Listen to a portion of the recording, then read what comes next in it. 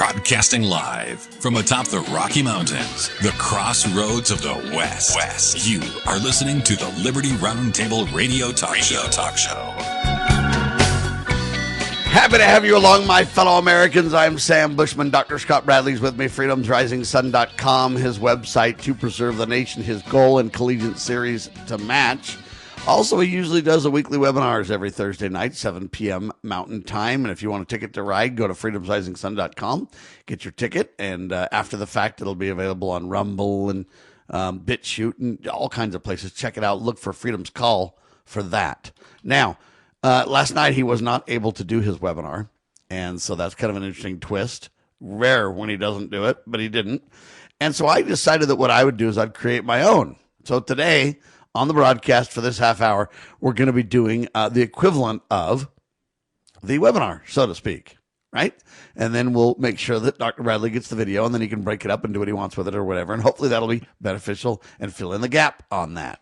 So I did a presentation for Liberty United, dear friends of ours, Jake Oaks and company, and I'm on their board and love what they do. But anyway, I did this feature, and I called it America Must Learn How to End War Responsibly. Okay? We need to make sure that we're the ones that never start war in the first place. That's one thing. But the American people must demand leaders who know not only how to wage war if it's really necessary, but they need to know how to end it. And so I talked about Ron Paul always speaks out and says, hey, we walk right in, we can just walk right out. That's one way to end it. I think that's fine. I understand, and I think there's a lot of truth to his point.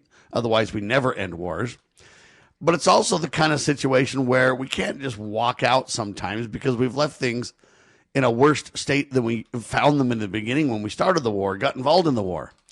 Ezra Taft Benson, former Secretary of Agriculture, highlighted this idea. Hey, we can't just crash the plane. We got to do our very best to safely land it. And there's logic to those reasons as well.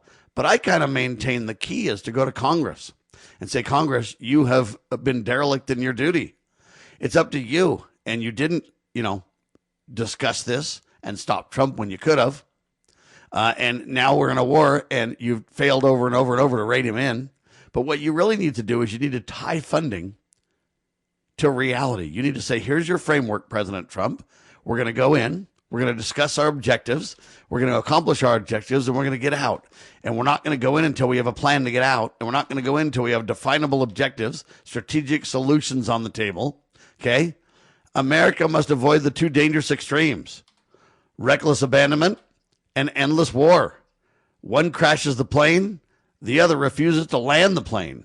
But you know what? We require something harder, folks. We need to define our objectives honestly. Congress is responsible for that. We need to maintain constitutional accountability. That's vital as well. Protecting American lives, pursuing peace, and bringing conflicts to responsible conclusions. Congress needs to do that. That's their job. And if they do it, let's get it done. It would also put hobbles on Trump a little bit, but it would also then give the American people confidence that, hey, we know why we're there, what we're accomplishing. It goes on. And then we need to get out, or we'll have endless war that'll never end, right? And so the question for Dr. Bradley is, that's my thought of how we get out of the war. Congress needs to take that responsibility. That's what they've been delegated to do. If they don't do it, we ought to fire all of them in midterms. If they do it, good for them. But that's really what the American people need to absolutely demand that they do. Congress must reclaim their constitutional authority. The Constitution gives Congress control over war funding.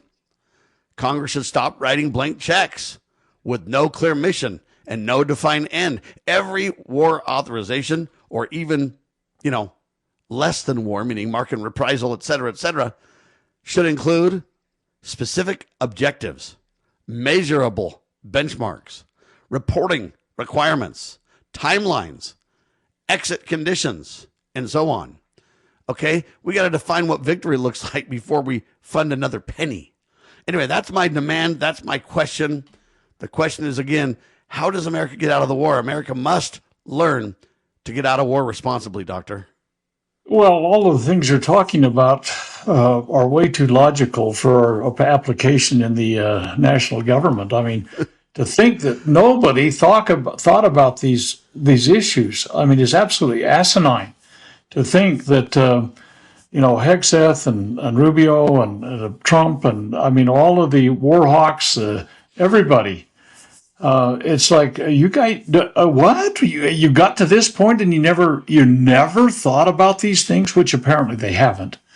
And so you bring out some very magnificent and what are well established, soundly founded principles that must absolutely be followed. All working power is delegated to the Congress, and we could talk at length about what that is. If you look at, I've just got my little Constitution in front of me. We got this idea about defining and punish piracies and felonies, offenses against the law of nations, declaring war, letters of marque and reprisal, rules for capture on land and water, raising and supporting armies, providing for the Navy, making rules for the government regulation of the land and naval forces, calling forth of the militia, suppressing insurrections and rebellions, organizing the militia. It goes on and on. There is not a presidential authority delegated whatsoever in the Constitution. And if you read the 69th Federalist Paper, which everybody should have read, and I don't know why the executive branch, they don't read it because they don't want to know it. It clearly states that the executive is only the first admiral or general once Congress has taken us to war. Now you say, oh my goodness, there's these clear and present danger things. Yeah, you're right. None of which existed.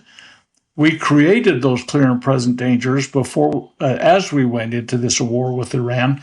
Every single situation that we've done with these, whether it's in Bosnia or Southeast Asia or Somalia, I don't care where we're going to war, we have not met the standard.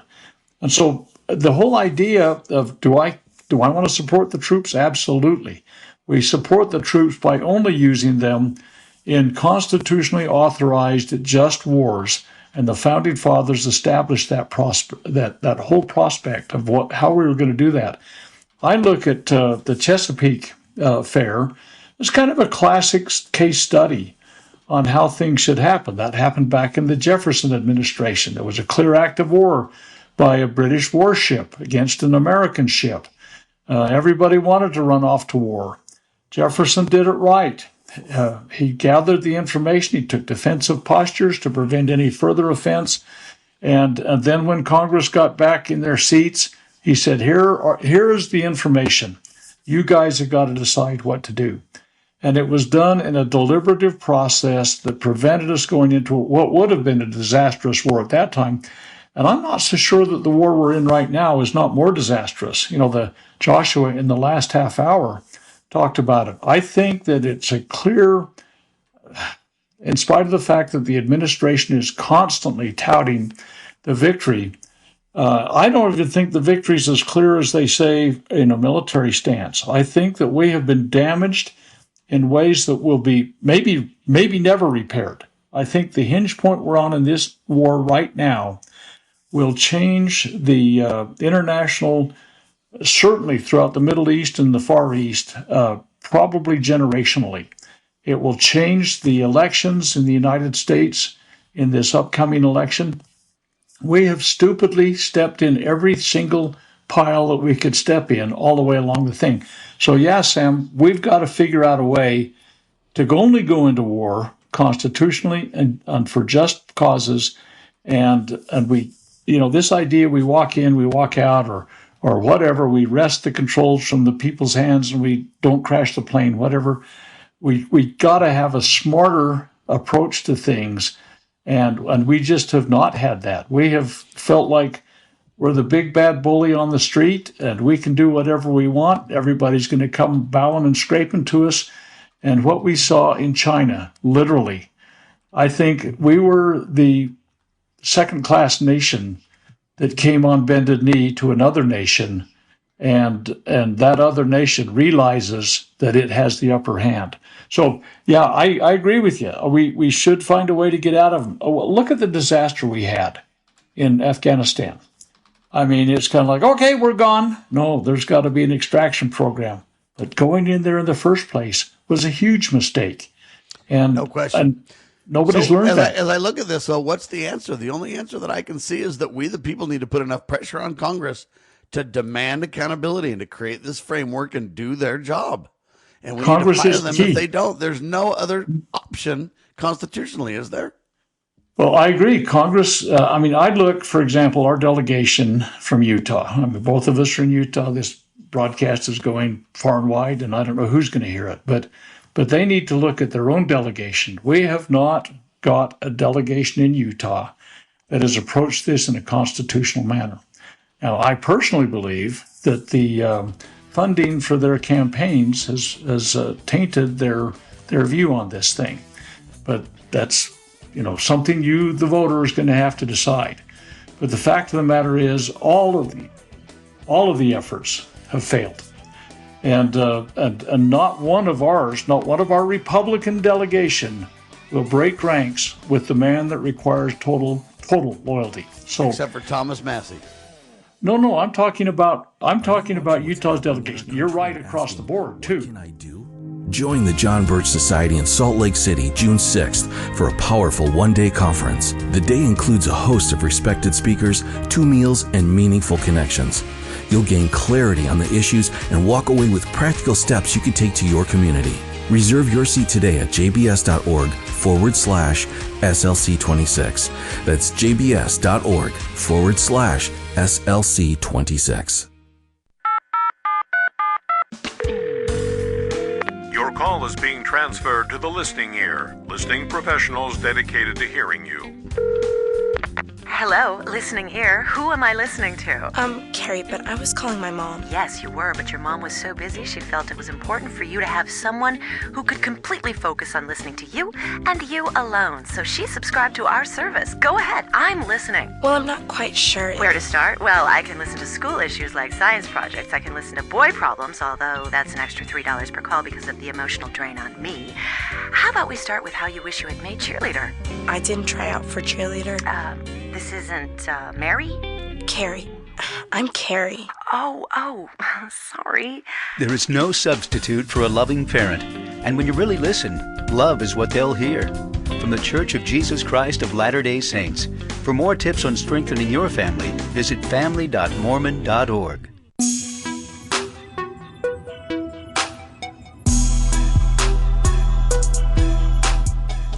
All right, back with you live, ladies and gentlemen. Sam Bushman, Dr. Scott Bradley. So I don't know what to say, except for the only real constitutional answer that I see, unless I'm overlooking something, is we the people need to absolutely realize that we've delegated this authority to Congress. Not to the president, not to some bureaucrat, to Congress. And they're simply derelict in their duty 100%. I mean, they voted over and over and over and over and over to not rein in Trump. That's all they voted on, not rein him in, leave him alone. And they voted over and over and over to fund him till the hilt. So what they've really done is they've basically ruined the balance of power between Congress and the president. They've given the president carte blanche to do whatever he wants while they literally go on vacation, while they walk in church mice and walk out rich as could be, et cetera, et cetera. And I don't mean to be so hard on them. People are going to really attack me for this, but I don't see any other way. There is no other constitutional answer than this. And if they don't do it, we need to find somebody who will. And if we don't rein this in at some point, the president will just end up being a king and Congress will just be basically paid stooges to get rich on our dime. They each make $200,000 a year, not to mention all their other benefits and everything else. And we fly them back and forth and provide them staffs and make them rock stars and all this kind of stuff. And I don't see any other real option constitutionally than that. Do you, Doctor? No, you're right on, Sam. I'm not arguing with you. I'm agreeing with you, but here's the deal. Caligula, I think it was the guy that wanted to appoint his horse to the Senate. I mean, I'll have to go back and look at my history on this a little bit. I hate to even say anything, but it's kind of a real-time kind of response that we're giving here like this. Trump is not a Caesar. Trump never was intended to be. I don't care who it is, whether it's Truman or it's FDR or it's Teddy Roosevelt or it's Lincoln. This is not the way the republic was established. And I think right now, I'm going to play a little bit on the words of the horse being appointed to the Senate. We have a bunch of horses' asses that are sitting on their asses in the Congress, and they are the key. We cannot allow an executive to become a monarch and become the complete Caesar that he's becoming. Now, this might sound harsh, as you said. You'll be criticized. I'll be criticized more for saying this. The problem is that we have empty suits in Congress, largely, the vast majority of them. And every single one of them has greater loyalty to the party or their donors than they do to the principle they take an oath to. And you're right. We must get constitutionally sound people back in office, or we're toast. We're at a hinge point in this republic. Well, we're about to hit a midterm, Dr. Bradley. And if the American people don't listen to me now and elect, good, honest, wise people to Congress, House and Senate, we're in serious trouble. The Democrats are going to absolutely take over. Now, the Republicans have literally failed because they haven't. Trump's really tried to do a lot of good things. Now, I'm not telling you Trump's awesome. I'm just telling you he's tried to. Congress has literally fought him tooth and nail behind the scenes at every turn.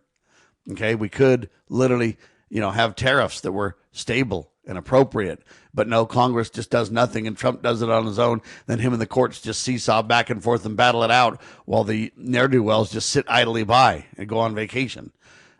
So, as far as I can tell, though, we're in trouble. The Democrats take over midterms, then what? President Trump's just super lame duck for the next, 2 years? About 2 years or whatever. Then you and we're going to be attacked relentlessly. They're going to literally go after us and try to jail us, deplatform us. Who knows what they'll try to do to us? That's really a reality, Doctor. Well, it is surely a reality. We live, as they say, I think it's an old Irish curse or blessing or whatever, may you live in interesting times. We absolutely live in interesting times. I do not believe the international dynamic has improved at all since Trump started this war a couple, 2.5 months ago. I believe that the domestic side of things is more challenging. And all we get is this pablum they keep feeding. Oh, yeah. I watched a news, it wasn't really a press release. He was talking outside as he was getting on the aircraft. It was absolutely a clown show. I mean, he had 4 or 5 talking points. He kept repeating. And the realities are not, they're either not settling on them or they're trying to spin doctor it until... the American people, I think we were off the air when I talked to you about a conversation I had day before yesterday with a service writer at a mechanic shop that I was in for some repairs.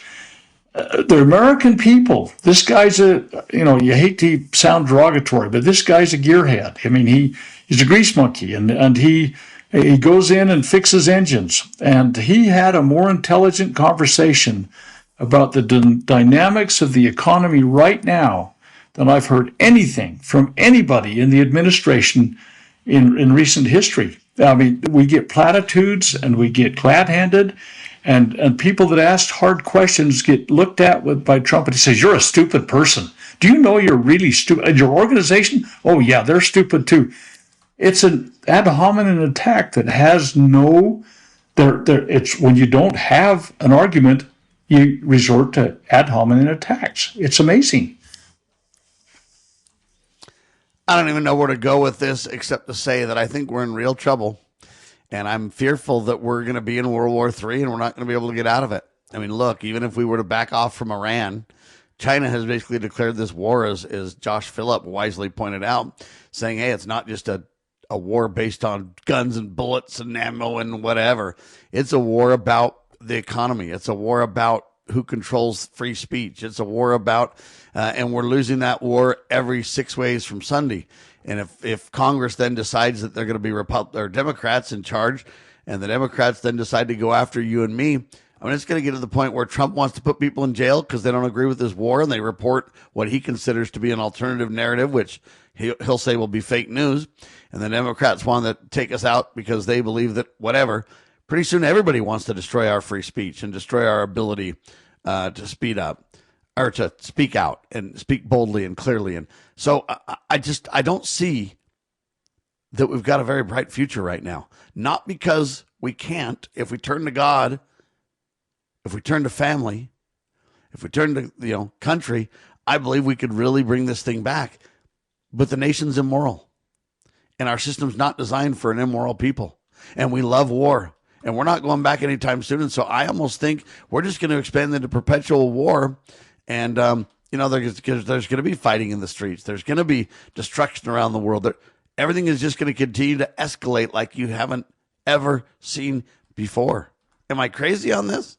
Well, it's a crazy time, but you're reporting something that Washington talked about in his farewell address. He said real patriots become odious.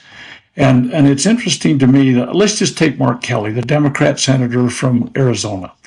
I mean, he's a naval captain, which is an 06, the same as a bird colonel. I mean, I don't know why they can't have the same ranks, but they do have their traditions. But at any rate, he's a senior officer, a lot of responsibility in his life, was an astronaut. I mean, you guys look up Mark Kelly if you want to look at him. But he's a Democrat, and the Secretary of War is going after him, trying to take away his retirement, put him in jail if he can, court-martial him, and actually now call him out for violating some kind of classified information things, when all he's doing is repeating, and I've been saying this for months, so I didn't have access to the classified information. All I can do is look and see and think. And but Hegseth told him, we're shooting off all our best ammunition, we're getting short on it. He mentioned that again, says it's a concern. Now he's trying to get him hung for classified information. I've looked at his statements and Hegseth's statements, and they're basically word for word the same. Hegseth violated classified stuff. But here's the point. He is a target because he's telling a narrative that is not popular with the administration. And so what do? You're hitting the nail on the head, Sam. They go after the people that are truth tellers, okay? And do you realize how much money is put into de-seating Thomas Massie? We're going to find out here, June 6th, what happens there? At millions, tens of millions, maybe. Well, I mean, at least 10 million, and maybe it'll be up to 20 million. But the point of the matter is, Thomas Massie is saying the truth. Now, here's the deal. It's not the only deal. There's a whole bunch of deals going on in this thing. But it will be just like Ted Cruz. Ted Cruz said he was going to represent Israel in the Senate. Now, here we have a Cuban born in Canada that is now representing Israel in the United States Senate. And so here we have a whole bunch of bought and paid for narratives that are being promoted far and beyond what their oath of office was, is, and should always be. And here's Donald Trump. He had a legacy going. He was doing some amazing things until he stepped in this pile, and everything else has unraveled. He is going to lose his quote-unquote legacy, and it's something that we could see coming. Again, Caligula wanted to put his horse in the Senate, and that's what the president wants in the Senate, is these know nothing, do nothing, be nothing legislators that read the 51st Federalist Paper, for crying out loud again. They have a constitutional responsibility to push back, and they have the power to do so. Anyway, I'm on a high horse again. I'm sorry. Well, I think the best answer for us is just to head for the hills, Doctor. Nope. We stay and we keep the fight. We do the fight. We've got to do the. But I'm here to tell you, it's going to get bumpy. And I'm fearful that whether Republicans or Democrats are in there, their hand has been tipped. They are not. The good doctor says no bunkers, folks. Got to stand with the Republic. Got to stand tall for the sacred cause of liberty, and you got to do it by peacefully teaching the principles that are God, family, and country. King Jesus is the only king we'll accept, ladies and gentlemen. freedomsrisingsun.com, libertyroundtable.com, YouTube, Twitter, X, whatever. We're everywhere, baby. Spread the word, share the love. For Dr. Scott Bradley, I'm Sam Bushman. When I say we need to head for the hills, I want you to know that's not the answer. I agree with the good doctor. Let's stand tall for the sacred cause of liberty. God save the Republic of the United States of America.